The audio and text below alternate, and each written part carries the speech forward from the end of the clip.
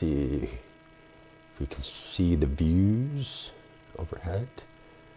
Yep, there we go. So cool. If you're in the chat, let me know if you can see what's going on, if you can hear what's going on.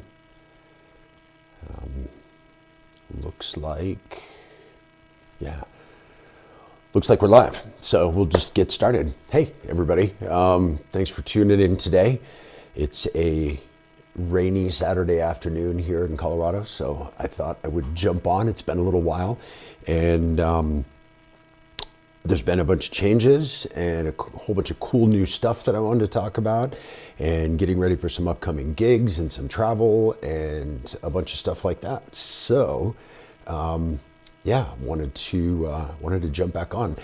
If you're in the chat, please feel free to throw out any questions you have about the live rig, about the travel, about life in general, about the Digitakt 2, since I know that's the hot topic of conversation today. We can talk about, yeah, all that and whatever you'd like to chat about. So please feel free to jump in there. Let's see, Ed, thanks, sounded good, I appreciate that. Eric, hey Eric, another Eric, and one who spells his name properly. I appreciate that every single time I see it. Yeah, so first and foremost, I guess let's just kind of go over what we're doing here. All right, so this is the overview of what we've got going on right now. Have a 6U84 modular case up here.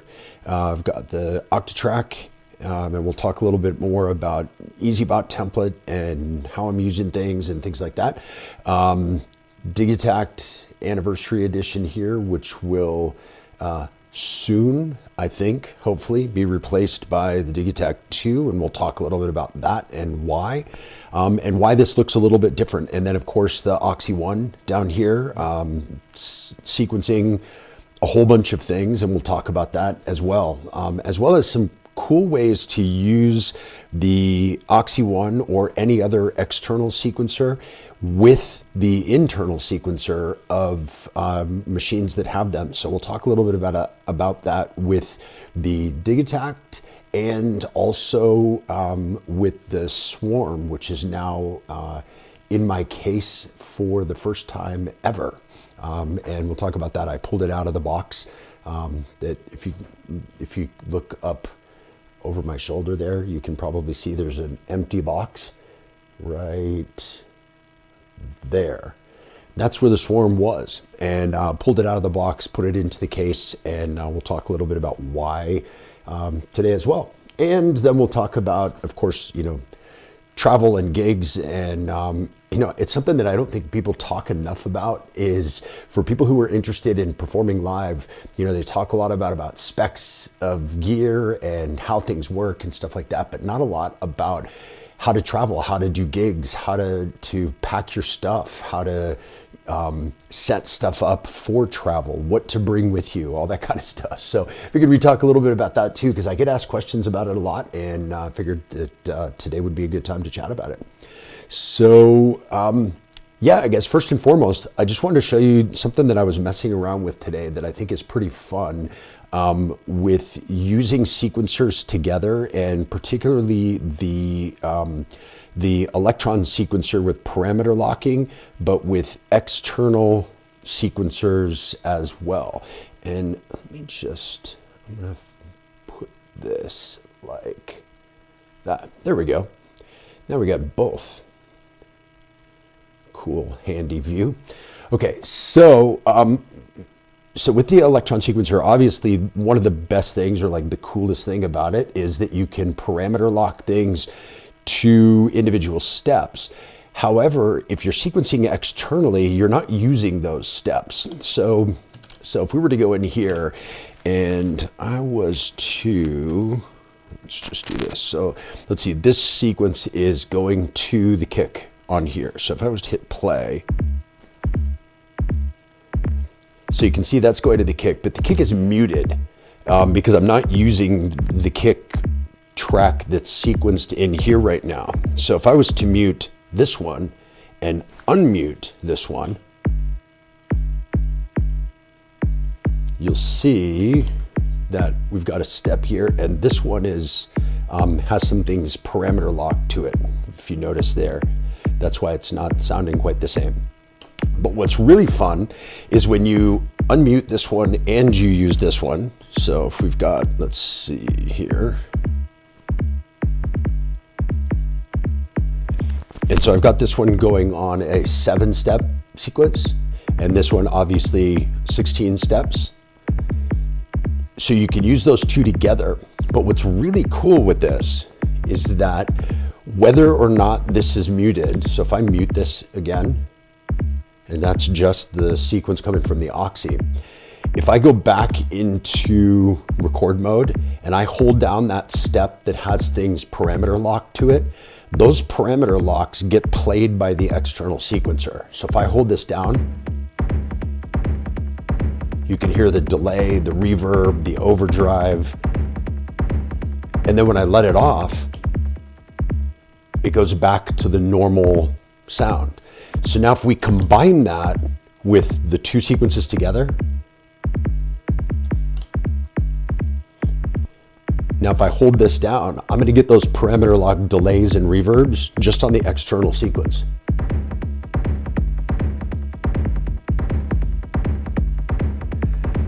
So for performance, it's kind of cool because if you take that off and you've just got those locks in there, you don't even notice them. You don't even know they're there. But then if you just go into this record mode and hit that.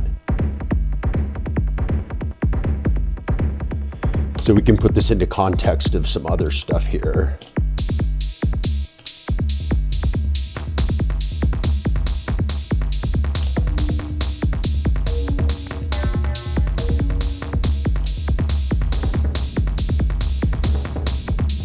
So now if I was to go in and add those parameter locks,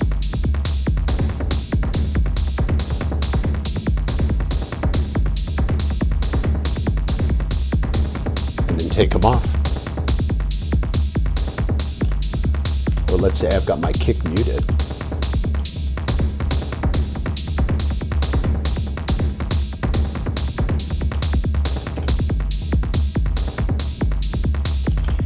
So anyway, that's something I was just messing around with here, and figured I would jump in and show you guys because it's not something that gets talked about a lot. People are always like black and white, either or. So either you use this sequencer or you use this sequencer, and I think that you get some really cool creative things when you use two sequencers together.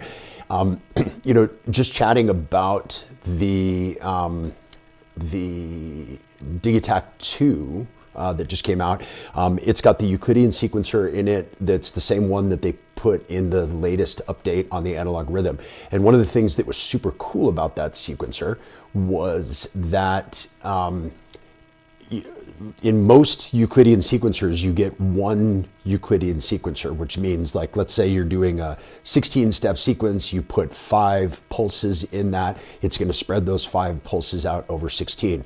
Well, the way Electron implemented their sequencer in the new rhythm update as well as the Digitakt 2 update is that there are 2 Euclidean sequencers that you can have with different numbers of pulses, and then you have a Boolean operator which will decide between the two, depending on certain conditions, what thing gets played. So then you've got some really cool things that you can do. So in effect, you have 2 sequencers, and you're playing those 2 sequencers kind of off each other, and they can have different number of pulses, and they can go in and out of sync, which is pretty cool.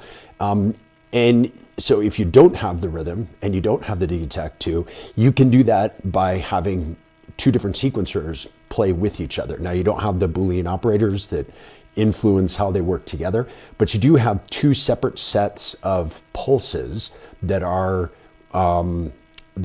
operating your same sequence. So again, if we were to do that here, this is our sequence coming from here, and then if I was to unmute the one here,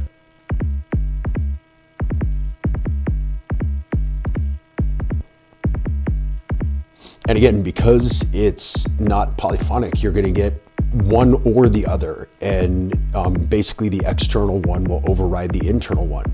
So then if you were to add back in again those parameter locks together, you get a really kind of cool way that they play together with a certain amount of randomness.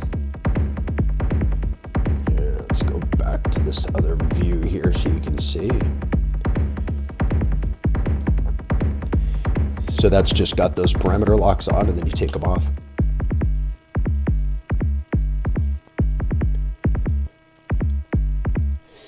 So again, yeah, as somebody just said, it's kind of scenes for the Digitakt. So it is kind of scenes for the Digitakt. Now, something to be careful about. The only way to make this work is if you're in record mode.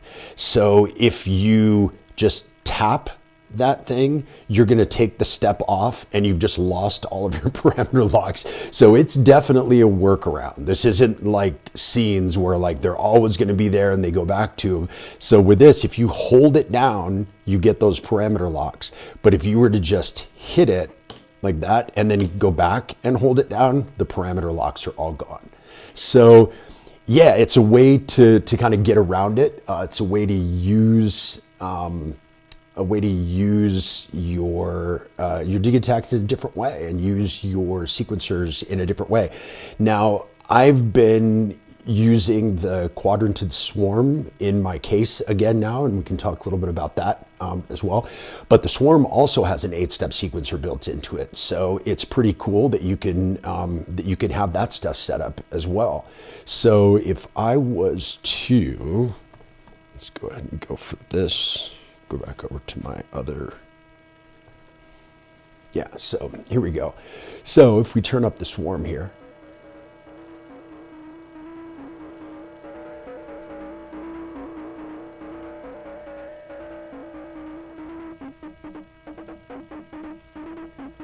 so that's all being sequenced externally from the Oxy One. But it's also got a sequencer. So if I decided to start the sequencer,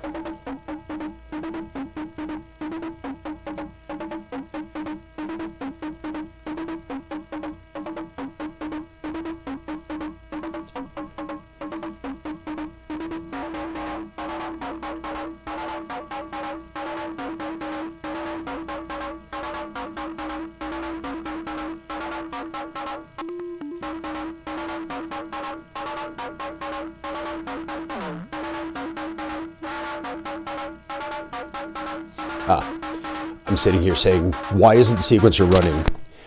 Always a technical thing with live gear. So why the sequencer isn't running is because I didn't turn on the clock for it, which it's being clocked. So clock is coming out of the Oxy One into the PAMS, and then the PAMS is clocking the swarm, and it's also clocking the ghost, which we're going to talk again about in just a second. So now if I was to turn this on, so that's running just the sequencer in there because this one's not running right now. But if I do the two of them together,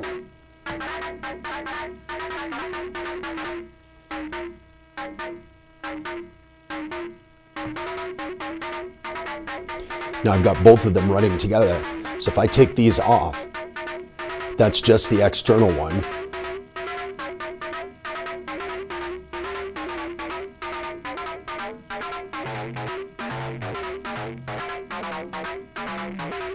So you can have a different number of pulses based on which sequencer you're using. So if I mute this external one, that's just the internal. Bring this one back in. And if I turn this off, that's just the external. So again, you have the opportunity to play back and forth between two sequencers, one or the other, or you can combine them together to do some other kinds of cool things.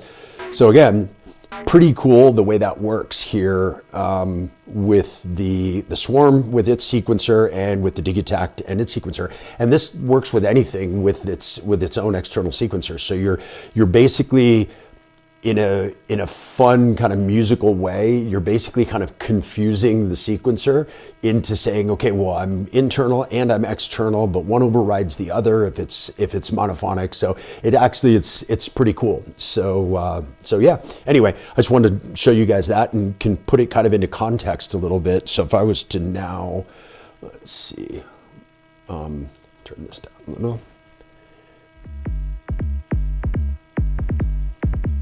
And again, I've got other sequences that are in here that are muted, and those sequences can go out to the 8 tracks on the Digitakt as well. So like if I wanted to use, so again, that's sequencing track 2, even though track 2 is muted, you can see that it's got pulses playing on it. But if I was to unmute it,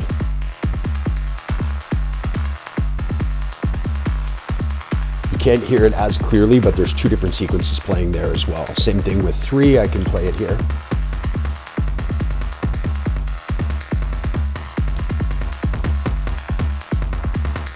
And then I can add in this one.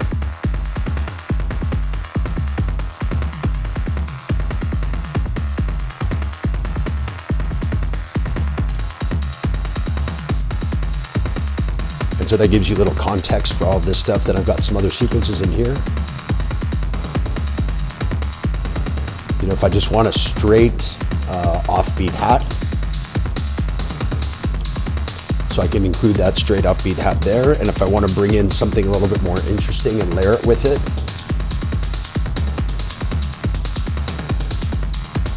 take these out so you can.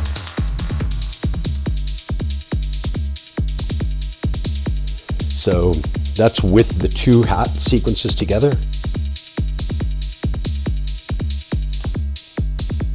So you hear that's just a regular offbeat hat, but then I can add in a second sequence to give it some more interest.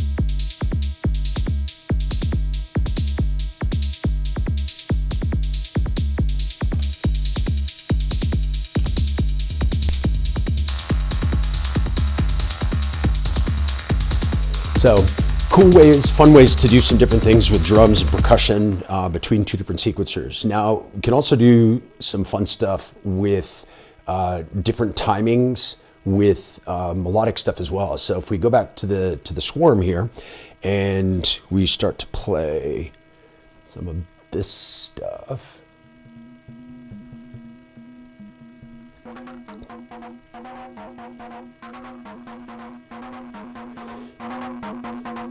So that's just a straight sequence coming out from the swarm. Gotta love the gritty sound and all the harmonics that the swarm has. But one of the things that I love to do with my live performance rig here is I have all of this, or I have one of the sends that's going to the Ghost. And the Ghost, if you're not familiar with it, the Endorphins Ghost, it has delay, reverb, compressor, overdrive, distortion, filter, different types, all in one unit. So I like to use it as kind of an atmosphere creator, kind of a background atmosphere creator. So if I've got something like the Swarm, which is perfect for it because it's got all those harmonics in it, when you use the resonance on the filter and you kind of sweep it through, it gives you some really cool things where it picks out some of those harmonics and it almost sounds like another synth has come in. So if I go back and I'm using, let's see, that one sound, but then I start to bring in some of those harmonics actually with the Ghost. Here.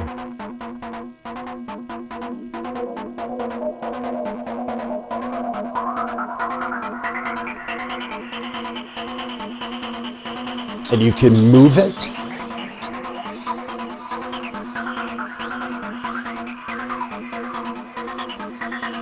So that's just sweeping that filter. Or if you find a place that you like,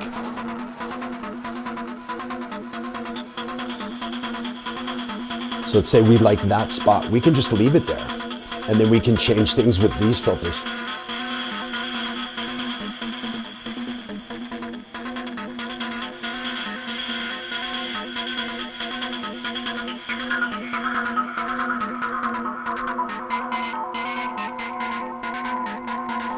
So all of that is just that same simple pattern from the Swarm, but going through the Ghost. So to add that a little bit into context, and if you hear that sound, that's the sound of the Ghost just by itself. So it is a ridiculously loud module. For the type of music I play, it doesn't really matter. I actually kind of like loud modules. But if I was to take the Ghost out, listen to the difference. That's just the background noise of the Ghost. If I take the Swarm out, There's nothing going through the Ghost right now. That's just the background noise.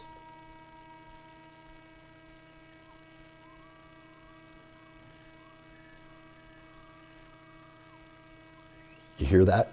All of that is just background noise from the Ghost. So if I bring the swarm back in,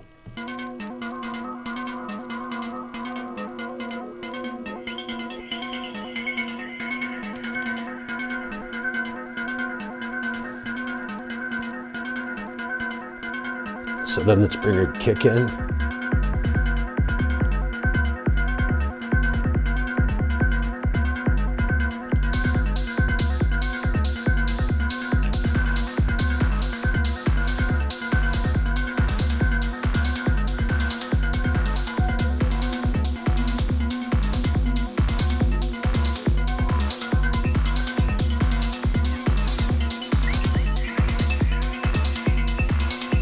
And then the next module I tend to use a ton, especially for basses, is the Bastel Pizza, which is over here. So if I bring that in, see what do I have on there? Yeah, I've got something pretty simple on there.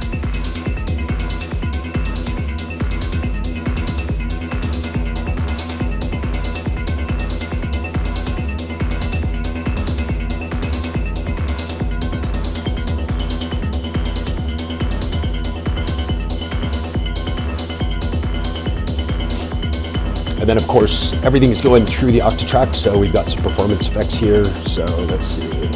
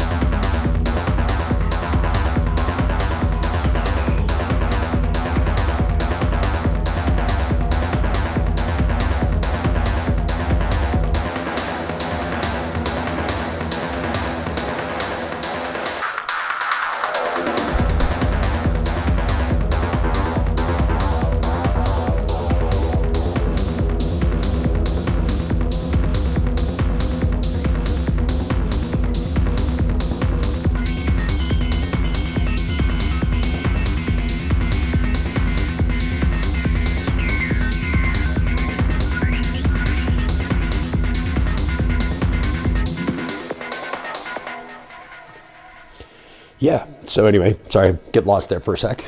But just wanted to show you guys a little bit about how you can use the different sequencers to kind of play off of each other and use effects. You know, obviously you've got the sequence from inside the machine, you've got potentially a second sequence from another machine, you've got a delay timing that's also clocked, and so you've got all kinds of different rhythms that play off of each other automatically. So it's definitely a different way to play, for sure. So I'm not somebody who I like to plan everything out in advance. If you've watched any of my videos or if you've come to any of my live shows, basically when I perform live, everything gets started off relatively blank sequencers. I have some kind of basic drum patterns and things that I like to do, but all of the melodic stuff and, you know, sound design and all of that stuff is happening live. And so this whole rig is really set up for that. It's really set up to be able to be very hands-on, performative, you know, no there's not any way to say presets on any of these. So it's just a way to be able to perform a little bit differently. So let's see here. We'll switch over to normal view and see if we've got anything in the chat. Is my modular grid up to date? Yes, I've got a few different ones in there, but yeah, for this most recent version of my travel case, it's definitely up to date, because I don't know if you guys have used modular grid, but one of the coolest things about modular grid is that you've got the actual size of things. And so before you start tearing into your case and moving stuff around, you have to know if it's going to fit. And so I pulled out the assimilator and the little mixer that was with it and the filter it was going through, and the Locutus, which is the MIDI module for that.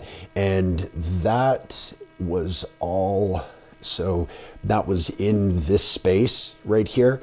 And so I needed to check and see if I was able to fit the swarm in there, and I was, with this little space over here on the side. So I just put a blank in there for now because I'm not sure if or what I'm going to use that for. It's kind of an odd space because it's a 3 HP space, so I'm not sure what's going to go in there, or if anything. I always feel weird talking to a friend of mine. He said he always feels like a failure if he's got to put a blank. He's like, I should have been able to figure out something to put in there. So yeah, I kind of feel the same way as well. So yeah, so we'll figure out what goes in there. But this is kind of a new setup for right now. Now, why did I make these changes? Well, the biggest reason really that I made the changes is that I'm going to be getting the Digitakt 2. It's on the way. Hopefully it's going to arrive one of these days very soon. That's going to take the space here in my rig that the OG Digitakt Anniversary Edition has right now. And because of that, I'm going to have 16 tracks of sample playback. So I didn't need the 8 tracks of sample playback that I had in the assimilator in my case, because I'm going to have, you know, 8 more tracks plus drum tracks. And I'm pretty excited for the stretch engine that's in the Digitakt 2 and seeing how that works, because I normally, if you've seen my rig before, I normally would have a 1010 black box here as well, and I was really only using that for time stretch samples, like vocals and sometimes atmospheres, but it doesn't necessarily always matter if they're time stretched, but mostly vocals or things like that.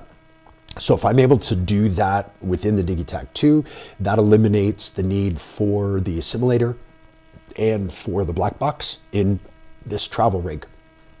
And, you know, just talking about travel, you know, with shows coming up, I need to be able to fit all my stuff into carry luggage because I don't like to check it. So that's why I gotta kind of make this this setup be as small as it possibly can.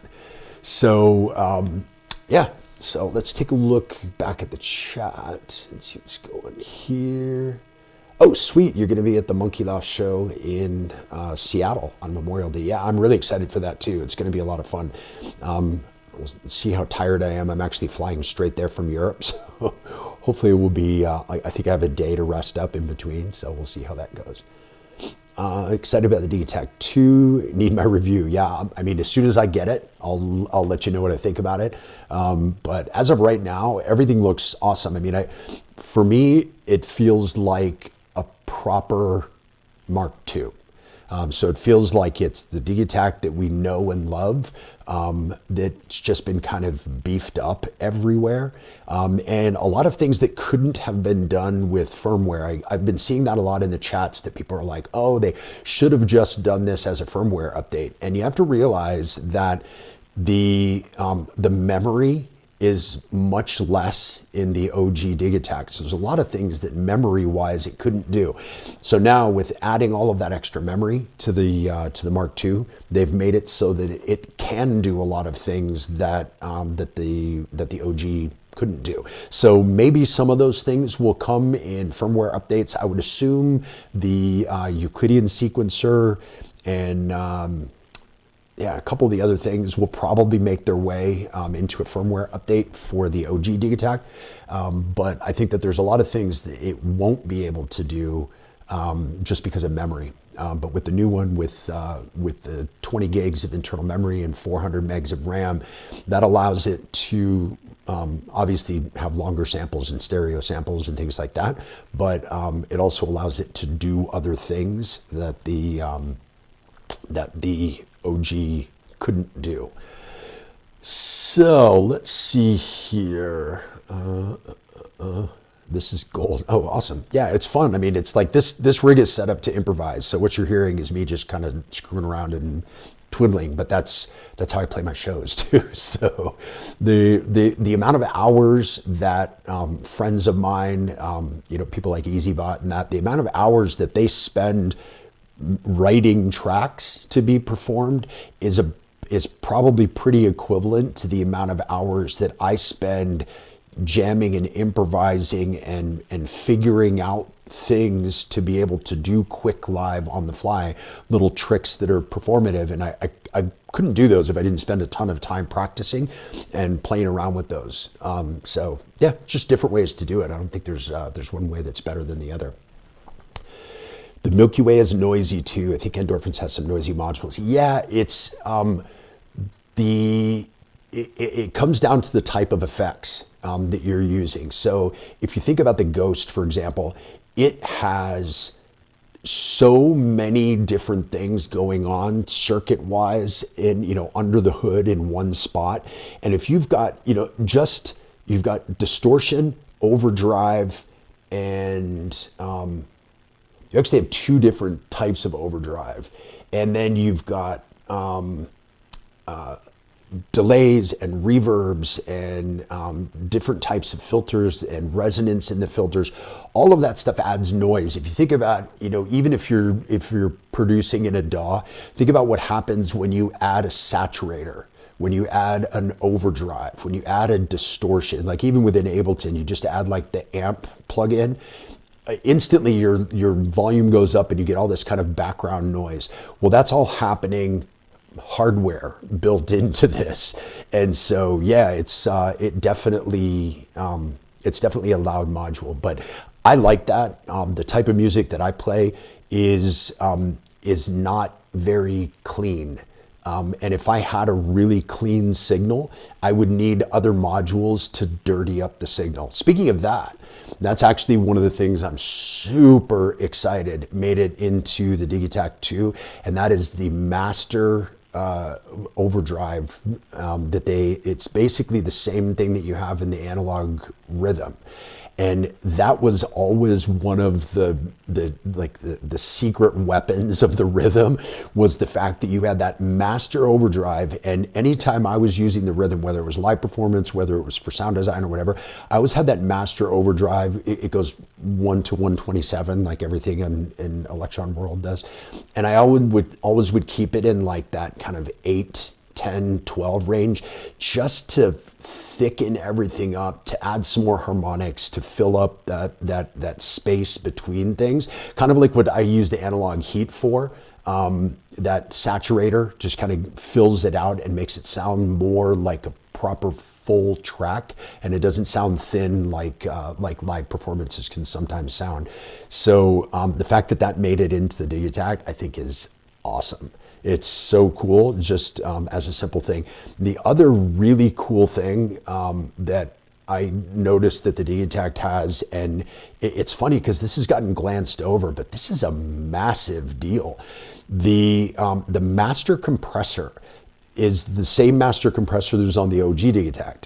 The difference is with this compressor, when you would sidechain to one of the tracks, that track was still in the overall master sound that the compressor would hit. So if you would really try to over compress, as a lot of the style of music that I play is very over compressed, when you try to do that, it would compress your kick out and you would lose the transient of your kick. With the new one, it's still on the master channel, but just like with the effects block in the Syntakt, you can select which tracks go to the compressor. So you can sidechain to your kick track and have the compressor really jacked up so you get a real kind of pumping effect with that. But then you can have the kick itself not going to the compressor. So it's a huge deal. I think you're going to really notice it. Definitely in live performance, you're going to for sure notice that being able to get that kind of pumping kick, that pumping side chain, and a proper side chain. So if you change up your pattern, you can pump based on that. You're not just sequencing in a fake ducking. So to be able to do that and to pull out the kick from that is massive. So I'm very, very excited about that. So let's see here. How do you use the 16 channels of the Digitakt 2? So how will I use them? Since I'm using the Oxy One as my primary sequencer and my sequencer for my modular and as well some of my hardware gear, I will not be using any of them as MIDI tracks, at least not when I play live. But having that option for when you're in a studio, I think is great. I also, I've talked a lot about this over the last couple of years. The way I kind of use gear for sketching and then using that to play live performance, or sketching and then using that for production. What's really amazing with it's one thing that I love about the Syntakt and the fact that you can switch those tracks from audio to MIDI. Now being able to have that in the Digitakt, what that does when you think about it from a sketchbook kind of perspective is you've got 16 tracks that you can sketch out full tracks on. So, and you can use the samples that you have in there and the single cycle waveforms and do kind of synthesis in it as well. And you can make whole tracks in there while you're traveling or sitting on your couch or, away from a studio.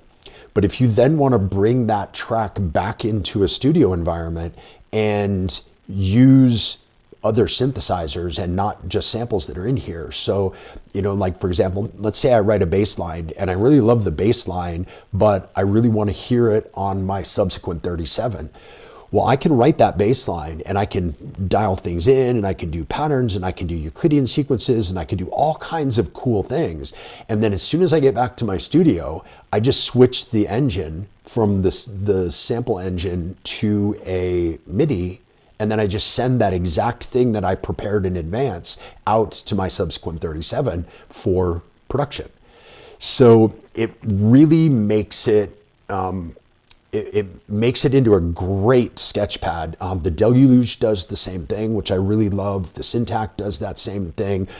It's something that I really love about the Oxy One as well. So when I travel with the Oxy One, I'll use the Bluetooth MIDI with my AirPods on a plane, sending Bluetooth MIDI to my phone, and I'll send it to whatever AUM or different synths or things like that, the different synth plugins that you can have in your phone or in an iPad, and I can write patterns on the Oxy One and be like, oh yeah, I love that melody, that's really cool. Then I get back into my studio, I plug that in, and I send that melody to something else, or I sit down to play live and I can send that out to the swarm, or I can send it out to the BIA, or I can send it out to something else. And I just prepared that, with no cables, battery powered, on the fold down tray in an airplane while I was traveling. So pretty cool the way that works. And it works really well with my the way that I like to sketch. I don't like to build tracks start to finish inside one box. I know a lot of people do. It's just not my thing. I definitely, production wise, I finish everything up in Ableton, even stuff that comes from here. But it's cool to be able to have that option, I think. And with the Digitakt 2 having 16 tracks, it gives you a lot more opportunity to do that, and then you use it as kind of a central hub. If you're not using something like the Oxy, it gives you the chance to have, you could have your 8 tracks of Digitakt and then 8 tracks of shooting stuff out to a modular or to other pieces of hardware or whatever you want to do. So it's that allows a ton of flexibility. I also saw a few people that were talking about what's the MIDI cable that you can send things polyphonically to different tracks. So that was always kind of a pain with the Digitakt, because you only had 8 tracks. If you wanted to do like 4-note chords, you use up half your tracks just with one chord or with one pad. Now with 16, to be able to send a keyboard via that MIDI cable into the Digitakt and being able to use, you could have 8 notes of polyphony using that and still have 8 full tracks of other stuff. So yeah, pretty cool. The 16 tracks and being able to flip them to MIDI definitely has a lot of advantages. Let's see, kits. Yes, kits is another thing that, you notice I don't have the rhythm here anymore. One of the reasons why I was using the rhythm exclusively, even when I was traveling, was kits. So you could, you can write a pattern and you could have kits that you could swap out independently from the patterns. And now to have those in the Digitakt 2 is going to be a huge deal. Very, very big deal. Do you still have your day job? Yes and no. So yes, I do still have my day job. I'm still a restaurant consultant and coach, and I help people with their restaurants and getting things set up and fixing things that are broken and all that kind of stuff. But I'm not working for the same group that I was working for before. And so I started my own company back in January, and I'm now doing that myself. So yeah, if you know anybody who's interested in food and beverage coaching or consulting, send them my way. That's my my day gig. So yes, I have it, but on my own now. I started my own company. Let's see here. Their effects sound great. Favorite quote: using long chain of noisy pedals. Degradation is my sound. Yeah, I'm all about it. Like I have to tell you, I think that I feel pretty strongly that techno is the punk of electronic music. It's the thing where there's no rules. You don't have to make it sound a certain way. There's not a specific thing you have to do and process things a certain way. And whenever I hear people go down those rabbit holes of it has to do this, and how do you compress this, and how do you do EQ on this or whatever, I'm like, I feel personally like you're kind of missing the point. The point is this should be music that just flows out of you, and you don't get bogged down in the details. It's very primal and it's very raw, and I think when that happens, it sounds different to me. It sounds like techno. It sounds really special and human, at the same time very, industrial. So I love that. I love that way of performing, and so that's why I love that degradation is my sound, because I'm very much the same way. Even when I'm doing something in the box, the first thing I do is it's like, okay, saturator, decapitator, amp, like how can I like mess up the sound? I'm all about griming up and dirtying up the sound. And that's one of the reasons why the Swarm is back in here, because it's so gritty. I mean, it's got so much, you know, like if we go back to this just a little bit.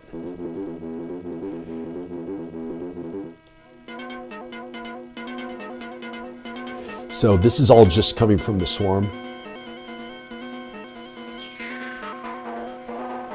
And being able to play those two filters off of one another, very much like an MS-20, and jacking up the resonance on them.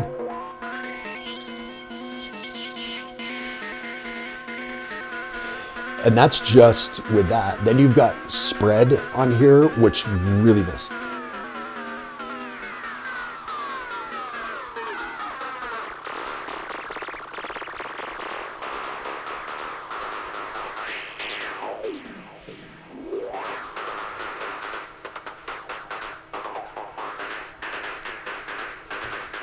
Yeah, let's bring in some drums. Why not?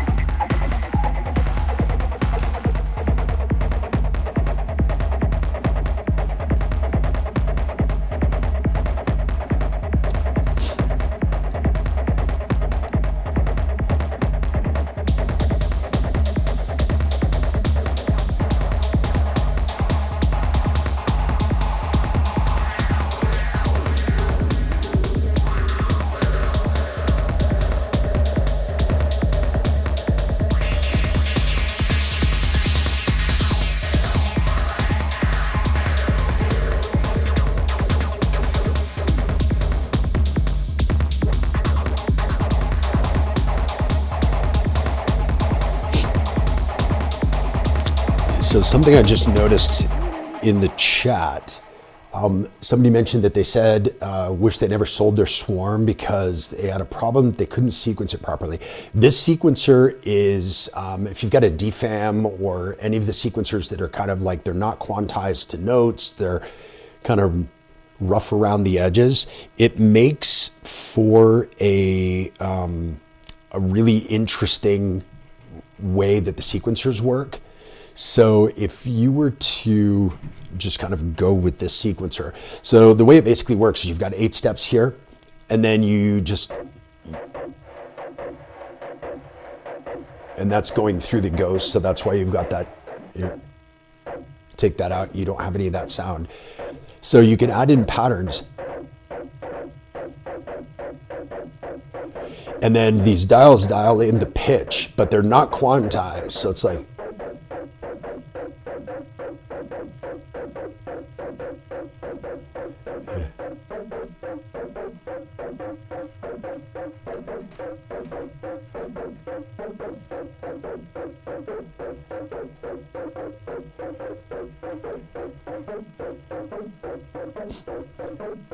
and then you add in some effect to that.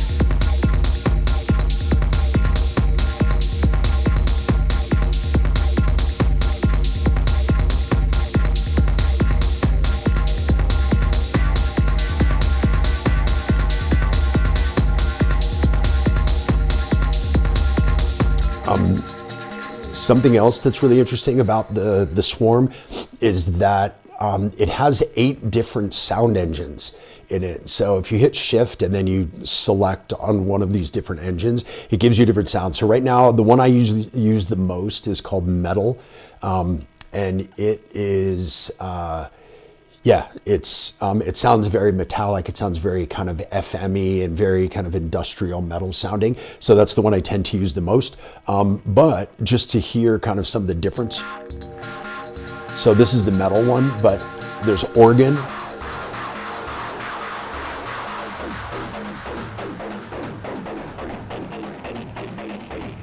Then strings. Drone.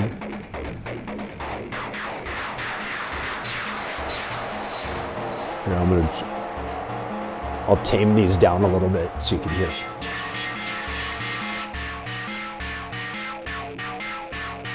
So I'll go back to organ. This is organ, strings, drum, reed,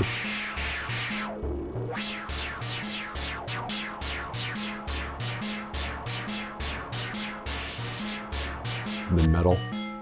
This is metal, the one I tend to use the most. And then there's a chip tune.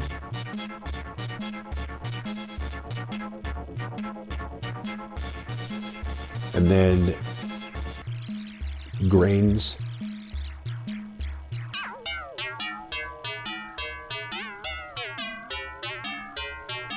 And then noise.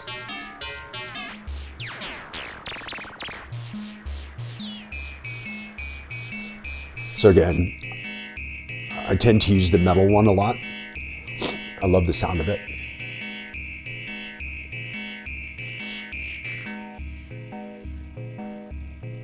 And so you can tame it down pretty well.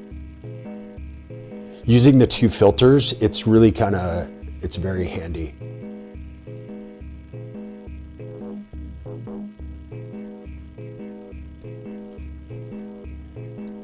And add in some effects.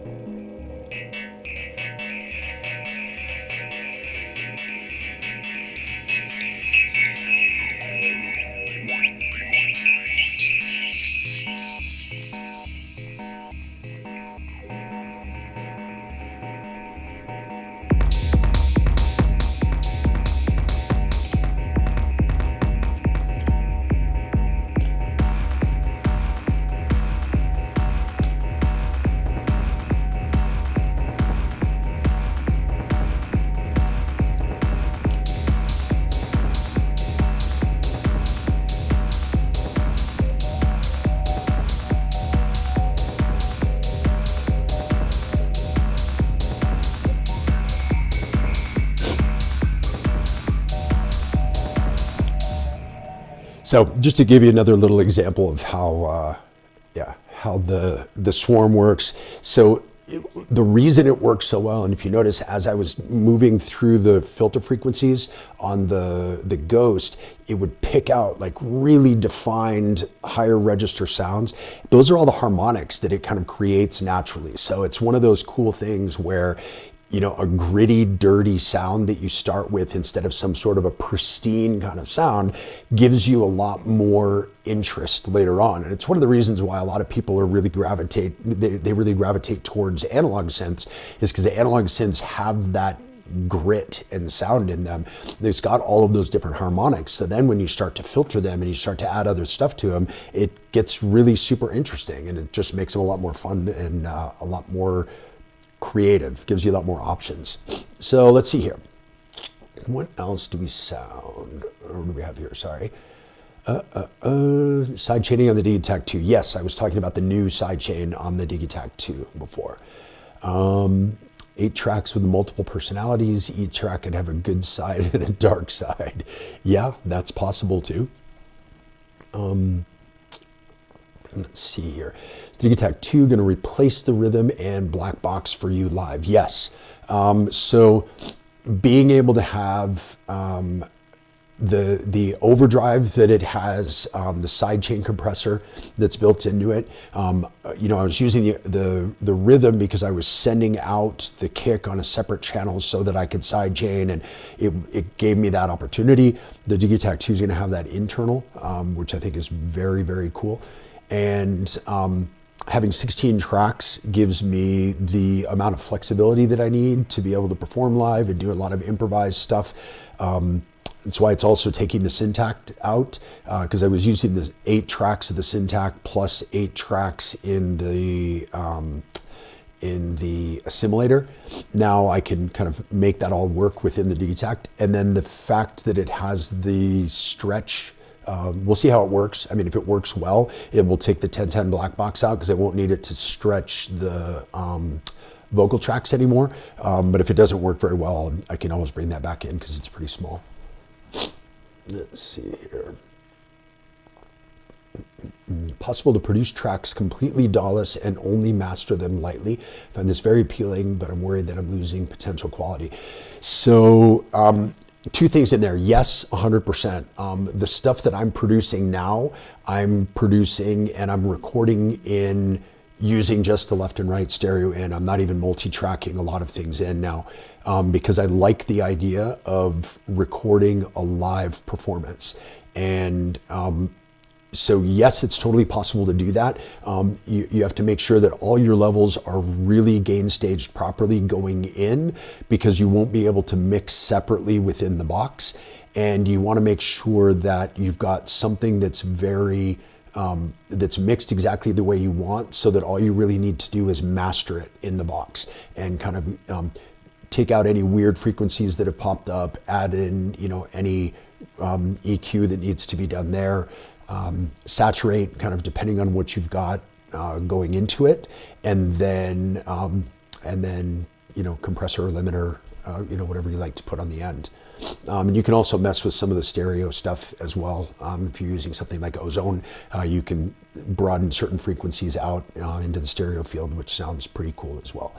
So yeah, it's totally possible to do that. Now, the second thing in that is you losing potential quality. Kind of goes back to what I was saying before. If having detailed quality and lots of control is really important to you, you should multi-track in and then fix things in the box and really kind of dial things in the box, and not produce completely outside of the box, because that's where you're going to get the most quality, the most detail, all of that stuff. Now, quality, I'll say in air quotes, is it's a relative thing. So for me, this gritty sound in the background, that's quality for me. I want distorted, grimy, gritty sounds. So I wouldn't sacrifice any quality. But if what you're looking for is something that's very pristine and very controlled, then yeah, you'll definitely lose some quality by doing it this way, unless you have crazy amounts of gear with you know, each thing having its own signal chain routed a different way and everything treated properly and all that stuff. It's really the only way. So if you're writing music for, you know, film scores that are going to be heard in, you know, surround sound in amazing theaters, yeah, you need to produce in the box. But if you're looking to get a grimy techno performance, yeah, you can totally just record in with a stereo pair. If you do it properly, if you gain stage properly, and then all you have to do at the end is master. So let's see here. The Swarm is such a savage little machine. Yes, it is. I have an O-Coast now, which does a pretty mean job. I wanted to try those. I haven't tried the O-Coast yet, but it looks very cool as well. But yeah, Chase Bliss pedal. That's going to take the place of what I'm using the Ghost for. I mean, I'm using the Ghost for what you would use a Chase Bliss or a Microcosm or something like that, to get you a whole bunch of kind of unexpected, cool, atmospheric sounds out of what you're doing basically in your system. So for sure. Let's see, after a long time of just using my Octatrack as an effects machine, I've got back involved with using it as a sampler.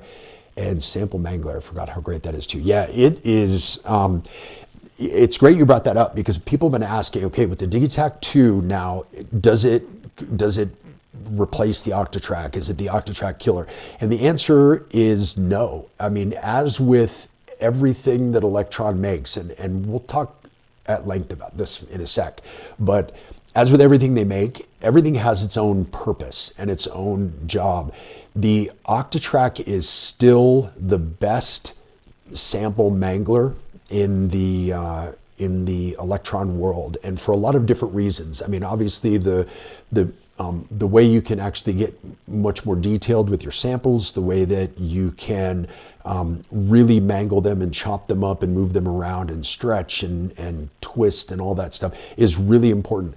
The having 4 different parts is really cool as well, because then you can move things around with the same sequence. You can, there's a lot of cool things that you can do within the Octatrack that you can't do in the Digitakt or within the Digitakt 2.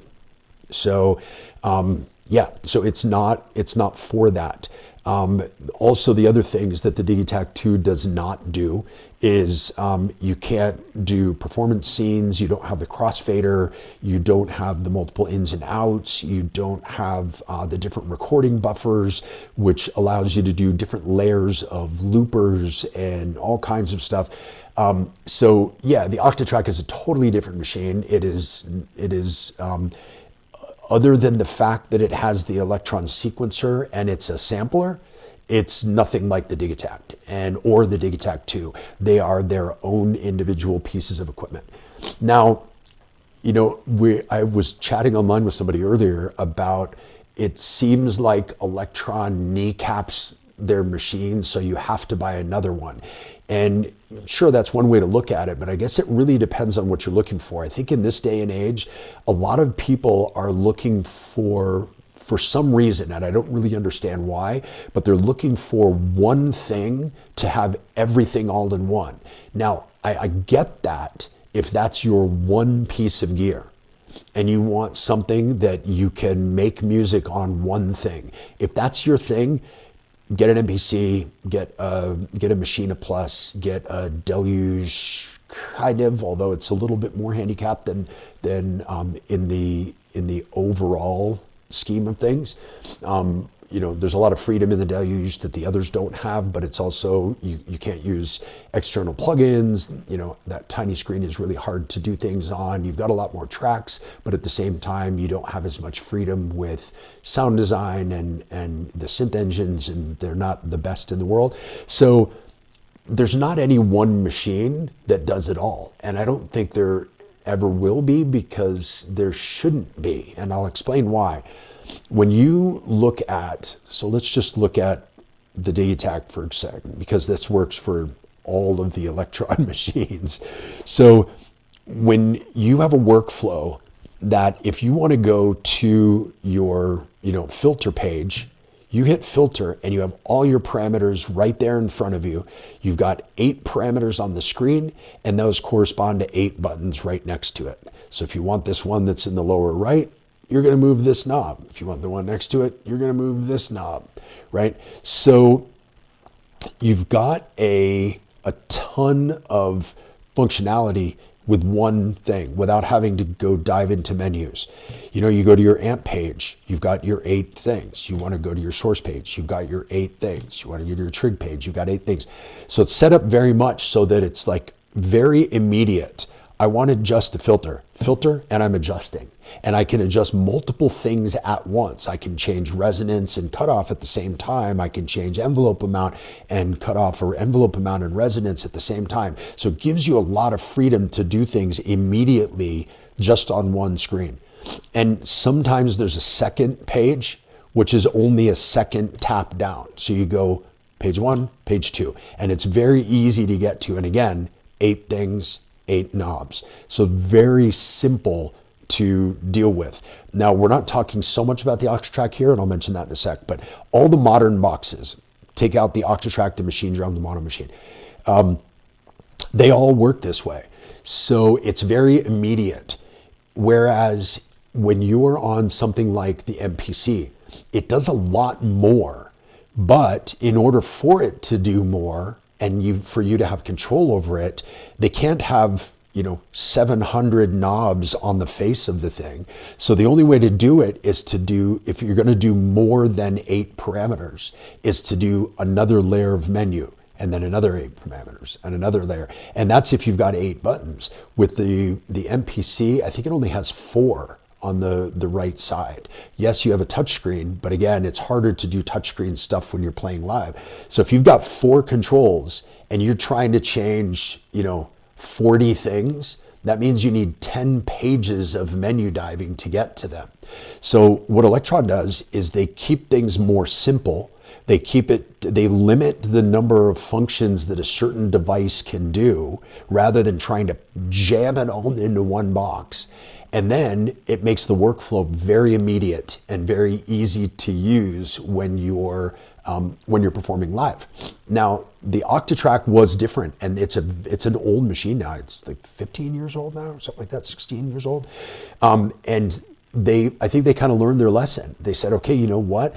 This machine does a million things, and that's why it's very, very, very complicated to use.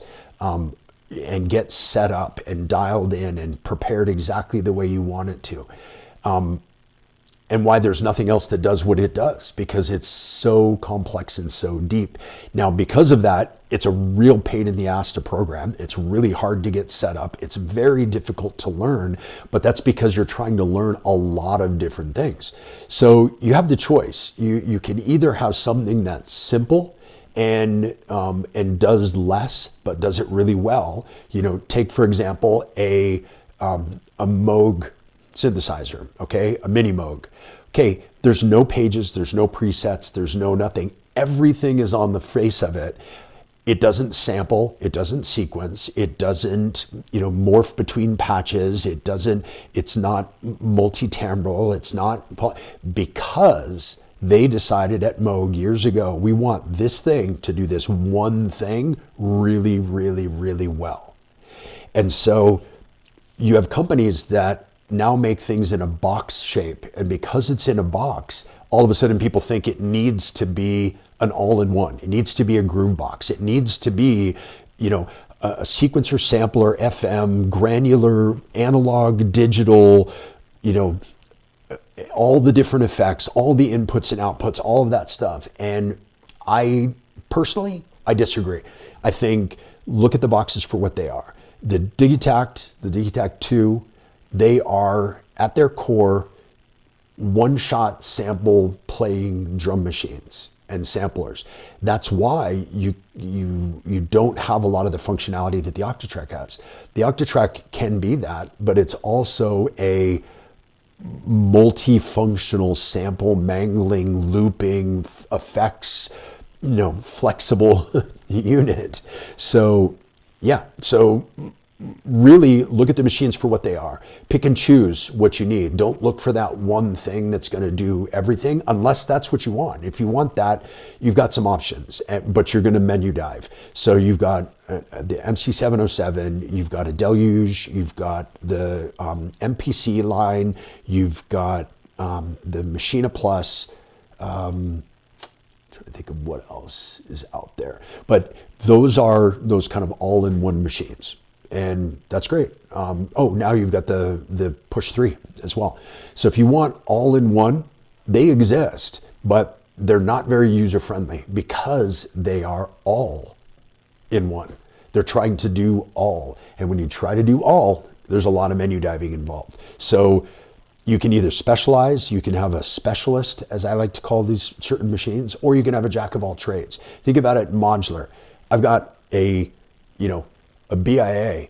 It is a synth engine. That's what it does. It doesn't sample, it doesn't loop, it doesn't sequence, it doesn't whatever, because I'm doing that with other modules. And it's the same with a lot of these. And I think that, they make a one-shot sampler with an electron sequencer. They make a sample mangler with an electron sequencer. They make an FM synth in the Digitone with the electron sequencer. And the sequencer is the common thread. But each thing is its own individual piece of hardware. So anyway, off my soapbox. And let's see, any other questions in here? Let's see, who makes the ghost? Endorphins. Oh yeah, you guys answer that. If you have any questions, pop those into the chat. Happy to answer questions about anything and everything. I did mention today that we're going to talk about travel, and I think it's important that I let you know kind of why I have this setup that I do. Now, I could, as you see, I've got gear around me. I'm kind of surrounded by gear. I use it for a lot of different things, but when I want to perform, if I'm going to play locally here in Denver, or if I'm going to play a place where it's easy travel, I might bring, the percons to play drums. I might bring, another synth on the outside. I might bring, effects units. I might bring other stuff. But right now I'm getting ready to go to Superbooth in Berlin in a couple weeks. I'm going to be doing some demos for Bukes and for Oxy One. I'm going to be doing a live stream while I'm there for the Funkworks guys, which I'm pretty excited about. Then I'm going to be traveling around Europe a little bit. I'm going to go visit some people in the Netherlands. And so I need to be able to travel light and easily. So this gear, let me see, I will show you what I'm using to travel with. So I don't know if you'll be able to see this very well here, but I have one carry-on suitcase, which is this one. It's the Away aluminum suitcase. When that opens, kind of like clamshell style, this synth right here, this 6U84, fits into one side of that rolling carry-on bag. Then the other side can be, clothes and stuff that I need there, anything that I need to bring carry-on wise. Then I have this backpack, which is the Nomadic travel pack, I think. Super durable, awesome bag. I've had it for a couple years now, and it's amazing. Recommend it to everybody. And that's where I put the other boxes. So Octatrack, Digitakt, and Oxy will all go in that. So that way everything comes in my hand luggage, it comes carry-on, so I don't have to worry about checking anything, because the prospect of checking this gear stresses me out like crazy, so I don't do it. I would rather, instead of taking every synth in the world and getting these big giant padded Pelican cases, and so that I can check them in, and maybe they show up, maybe they don't, maybe they get broken, maybe they don't. This way I keep all my stuff with me, I keep it on me, I don't ever have to worry about something not showing up and missing a gig or whatever. So yeah, so that's why I use the gear that I use. I could use a lot more, but I try to get the most I can out of a small amount of gear. And so that's why, if you notice, this case right here has one voice. The Oxy Choral is 8 voices because it's 8 voice multi-timbral, so that's 9. Then I've got the BIA to make 10. Then I've got the Swarm, which is 11, that can all play at the same time in this case, plus the Ghost, which gives me, basically other voices, like I was just showing a little while ago. So it gives me 11 voices within the case. Then I've got 8 voices right now in the Digitakt, but when I get the Digitakt 2, I'll have 16 more voices within here. And then the Octatrack is acting as performance mixer. And actually, I'll talk in a minute about how I have this set up, because I'm actually changing the performance mixer a little bit within this. So this gives me 11 plus what will be 16. So that gives me 27 voices that I can use to perform live in a very, very small amount of space. And that's why I use a lot of the gear that I use, is because it does a lot in a limited amount of space, so that I can carry it all into hand luggage and carry it onto a plane. So let's see here. Coffee, love coffee. Let's see here. They could split the Octatrack into 2 different, more modern boxes. One being a performance mixer with effect scenes at the crossfader and multiple ins and outs. It's the second being a sample mangler, stem player, looper, etc. I totally agree with you. A year ago, year and a half ago, I was speaking with the former CEO of Electron at one of the conferences, one of the shows, and I said, you guys need to do a mixer. And I keep saying it. I can tell you exactly what I would like it to be. I would like it to be either in the Analog Rhythm Mark II format or in the Octatrack format. Either way, like that size of a box. I'd love it to have 8 channels with assignable scenes with effects built in, just like what the Octatrack has, with the crossfader to be able to do those, to go between the scenes. And ultimately, what would be awesome is if it had, 8 inputs so that you could play any type of gear, but then it also had a way to do audio over USB from overbridge enabled gear. So Electron stuff would work really well with it. And you could also use other stuff like the, a few years ago, Roland came out with that performance mixer, and it only really worked with Roland gear. And so it really handicapped it a lot, where if they could do something that would work with anything, that would be amazing.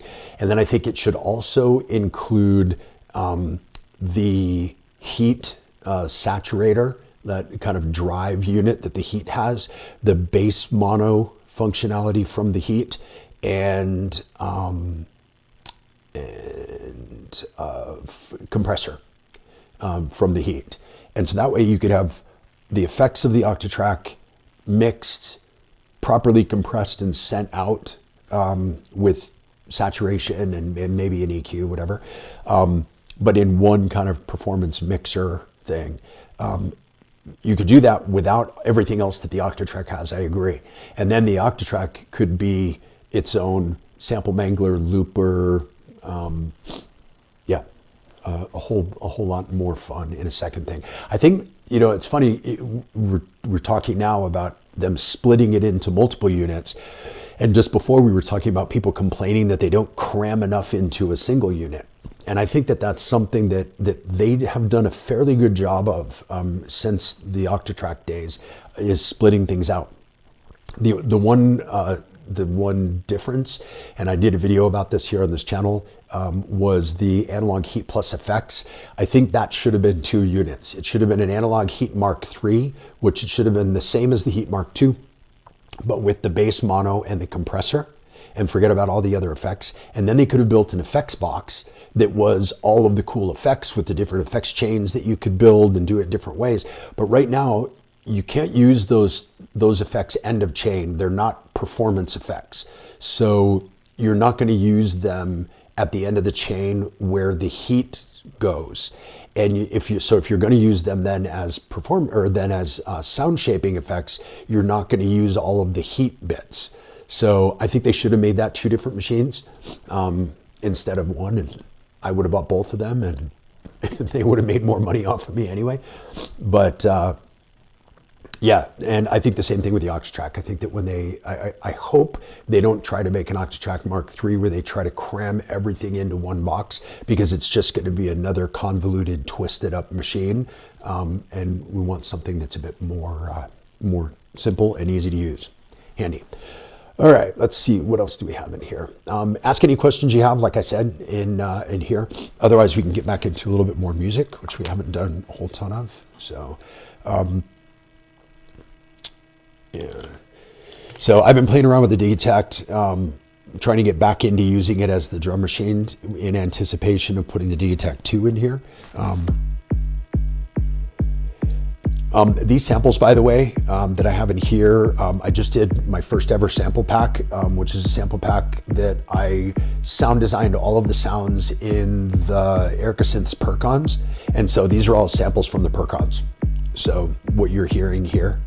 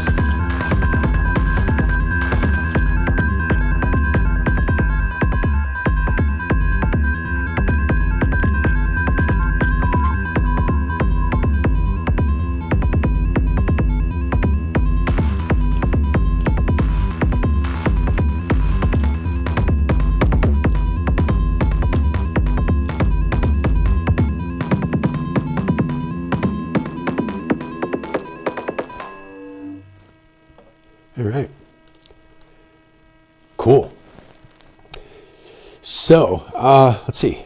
Any other questions in here? Oh, gotta go. Cool. I'm glad it's inspiring. That's the whole reason why I do this. The whole reason why I do these live streams and these chats is because hopefully I'm never here to say this is how you should do it. Because I really don't believe that there's any one way to do anything. That's why when we were talking about gear before, it really kind of depends on what you're looking for. I don't think that you should do it the way I do it. I think you should do it the way you do it. And maybe seeing how I do some stuff might give you an idea. Like I know when I watch Ricky Tinez, or I watch EasyBot, or I watch Ura, or I watch any of these guys, I get ideas all the time. Even though the music I make is totally different from the music they make, I'm like, oh, that's great, I could do that. Or, oh, that sounds really cool, let me try that with my gear. Or, oh, what a cool idea, or a cool fun way to use something. And I'm gonna see how I can apply that to what I do. Not because I'm trying to sound like any one person in particular, but because I'm like, oh, that gives me a great idea. Yeah, I just think it's great. And it's the same when I listen to, it doesn't matter who it is. It could be, it could be other techno artists like Travarsi or Alex 106 or Blush Response or any of these guys. When I listen to their stuff, it inspires me to do stuff. And then I want to get on here and I want to show you what I've learned or figured out or ideas that I've had. And hopefully that'll inspire you and that'll give you some ideas of things that you can do and ways that you can play differently, or, a piece of gear that you may have there and you just aren't using it in a certain way, and you go, oh, that gives me an idea. Like the multiple sequencer things that we were doing at the beginning of the video here, being able to play something with two different sequencers at the same time gives you a lot of opportunities. So yeah. And talking about the Octatrack really quick before we get done here. By the way, if you have any other questions last minute, just definitely chuck them up here on the chat and I'll answer those before we get finished here. But with the Octatrack, obviously a lot of us use the performance template, the EasyBot performance template. And if you will notice, I don't know if you can see, maybe if I flip this up. See, I have two different sets of tape on here. I've got one on the front and one on the top. So the one on the front is the EasyBot template, which I have as one of my presets in here. And then the one on the top, I'm actually making some of my own effects, which again, Matthew inspired me to get in there and try to figure out how to make some effects. And what I wanted to be able to do is I wanted to be able to do some of that sample mangling stuff with the Octatrack itself, and some of the longer samples and some cooler different things that I can do with that while still using the performance effects. And because of that, I don't tend to use the loopers very much. So I took the channels that normally have loopers, and those are the kind of blank ones here, and I'm adding in different effects into those. And what I did was I was able to build out certain effects that I use a lot, like a resonant high pass, a delay, low pass, high pass, the kind of acid delay from Matthews, which is a delay and a filter, the circle riser without the looper functionality of it, the Hall, so you get a big giant reverby sounding thing. So I was able to build some of those out, and I'm going to be building out some more that I can use on through machines the same way that they're normally used, but I was able to save 3 or 4 different channels on here that I can use as regular sample slots.